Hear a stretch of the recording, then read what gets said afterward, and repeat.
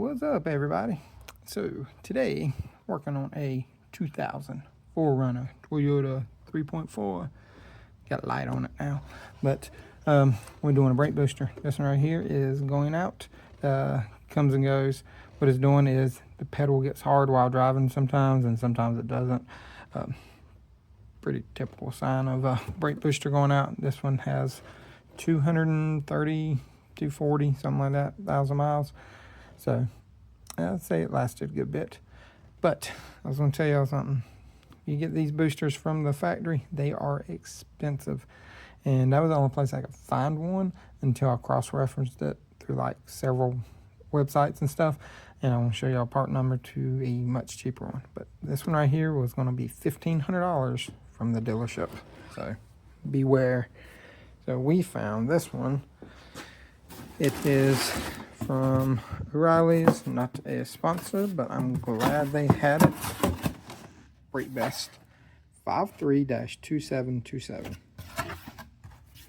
This one right here was about $500. A whole lot cheaper. I mean, a lot cheaper, third of the price. And this is what it looks like. You got a screw on the back, 4 studs that come out, 2 on the front, vacuum line, and then it's got little plunger and all that stuff. So looks just like this one right here. So we're going to be pulling all this off. You do not take your brake master cylinder off completely. Take the 2 nuts off and you can pull it out, and you have to bend the lines just a little bit. Don't go crazy and bend them too much, as you can kink the lines, and if they're a lot older, they could be a little compromised, so be careful on that. Just pull them a little bit at a time. So like I said, we'll start with this. I'm gonna go ahead and pull this sensor wire out just to be safe. We don't want to rip that out, tear it up, any of that stuff. Got a vacuum line right here, and I'm going to check it out, make sure it looks good. If it looks good, we'll keep it on here. If not, I'll put a new hose on here just to make sure. But it is a little loose.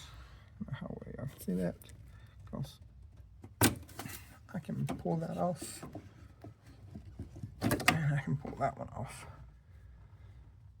Here's your hose. It doesn't really look all that bad. Don't see any cracks or anything in either end of it. I'll clean it up.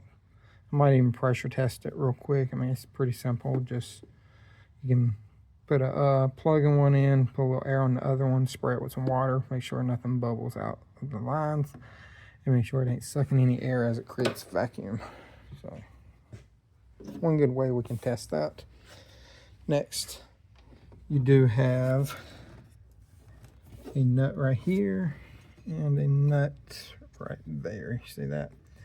Take those 2 off, and then we'll pull this out. Then after we do that, go inside and we will start pulling off the stuff on the inside. Let me grab some tools. I'm gonna go ahead and start pulling this off. So got my ratchet, long extension, and a deep socket just to be safe. And here we go, 12 millimeter. I did break it loose already. It was not that loose, just so y'all know. Probably give it here now. You know what? I take my little extension off because it's too long. Ugh. Come off the ratchet.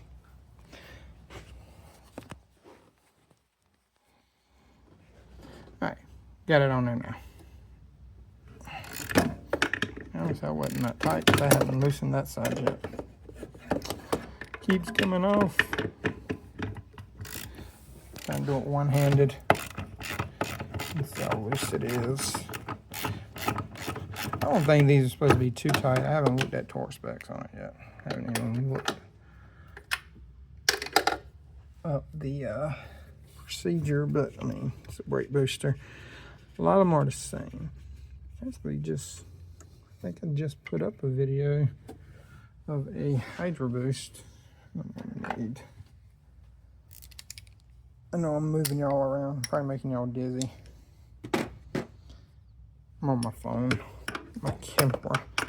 is at the house, and I forgot to bring it because I uploaded or downloaded some of the videos of stuff I was doing. So I don't have my camera here. Come on. It's hard to do this one-handed. Let me get this nut off here. I'll bring y'all right back, I promise. So I'm in the floorboard now. I scooted the car back a little bit so I could open the door all the way. Little trip. Make sure you scoot the seat all the way back too. Makes it easier. This one's all the way back. And got a little light in here. You can see it right there. Let me zoom in just to her. There we go. So those little nuts right there, there's 4 of those. And then if you look right there, you got a spring on that. And then there should be an R-clip. Yes, I know my hand is going to be in the way for a second. See if I can pry that out. She is in there pretty good. Yeah. Let me get that clip off and get this spring off too. I have to use my other hand. I have to use my dominant hand.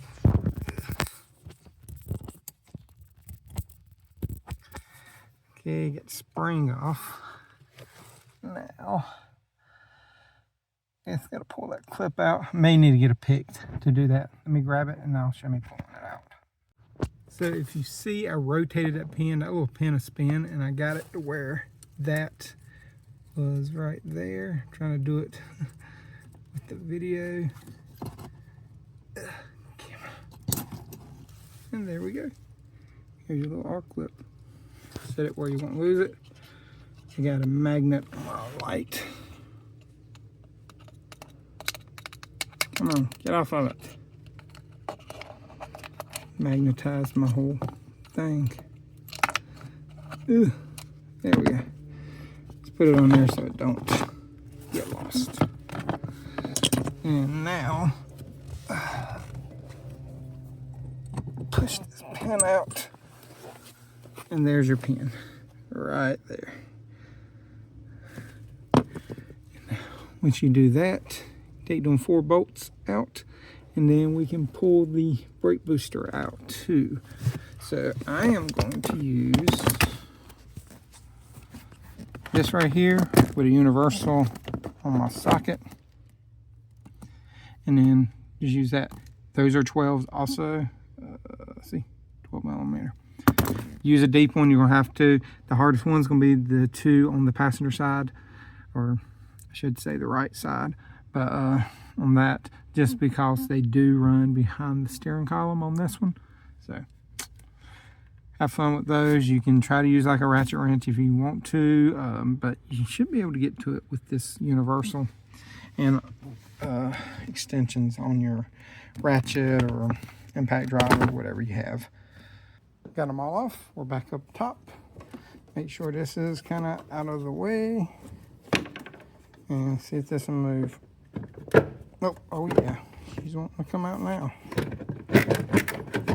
All right, so let me see if I can set y'all up and kind of get y'all a better view of me pulling this out, because we're gonna have to use both hands. I ain't gonna be able to do it with one hand, just because I'm gonna have to pull stuff and get it out of the way so I can lift it up out of here. Get y'all kind of propped up. I don't know how well y'all are gonna stay here, but we'll see what happens.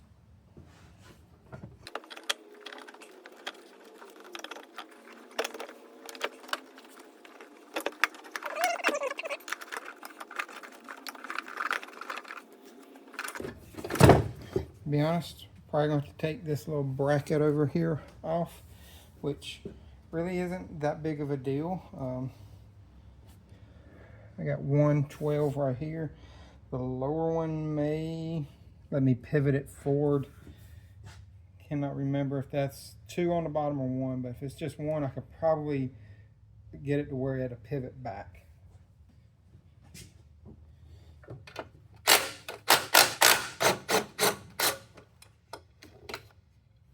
It is a 12. Pretty much you'll just need a 12 to do almost this whole job.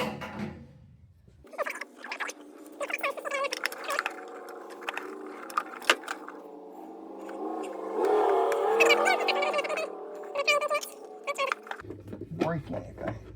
Oh yeah, there we go. That come out pretty easy that time. Thumbnail time. That's gonna be my thumbnail picture. Here is the old one.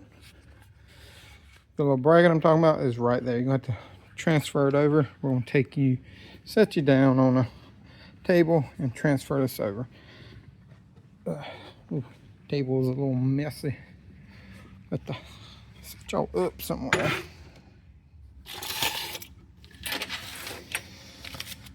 We just got a big boat finished. So we put cylinder heads and oil pan gasket and everything, like the engine was out with this big boat. I'll show it to y'all real quick. Big boat right there has a 8.1 GM in it, and she is pretty torquey on the water. We'll say that. We had to take it out and test it the other day. But all right, I want to save this piece. Not sure if the old one comes with it, but if not, keep that just to be safe. And it does go that way. I don't know if it has this O-ring either, so keep that too. But now, flip this over. We're going to break it loose. I'm going to keep an eye on how many threads is out there, but I'm also going to measure from where the plunger piece is right here up to the bottom of that, so I'll make sure that it is in the right location and we got it the same length. You don't want to mess up any of the length on the that on your pedal, because it will cause the pedal to be deeper or shallower, however you want to look at it, whenever you're pressing on the pedal, and you want it to kind of be the same for the customer as it was before. All right, so I'm going to show you a little trick as to breaking these loose. Get you a rod, bar, or something that'll fit in there, and then you want to tighten this. Well, I had already broken it loose a little bit, but you want to tighten it, and that's the way you want to do it. I'll put this on here, put that one on there too. Yes, this right here is a little wonky looking. I know I didn't do that. It was already like that, but we just transferred over that piece, and this little rubber seal just went around there. Now, got all this on. I'm going to measure that. Tape measure.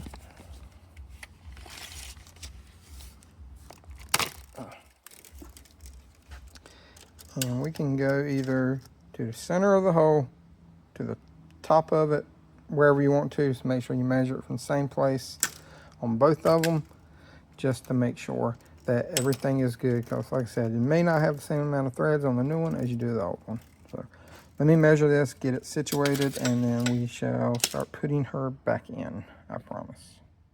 So I flipped them around. This right here was pointed, the little nipple piece right there was pointed off to that side. So just use your little pair of pliers, a wrench, something, put it in here and rotate it to the same orientation.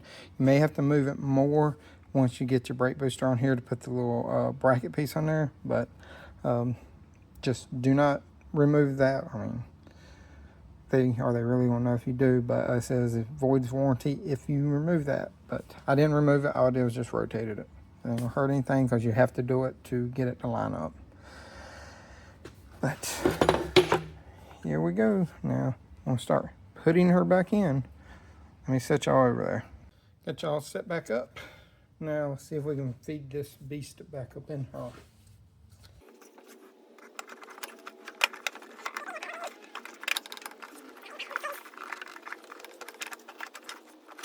Just trying to go slow so I don't mess up anything.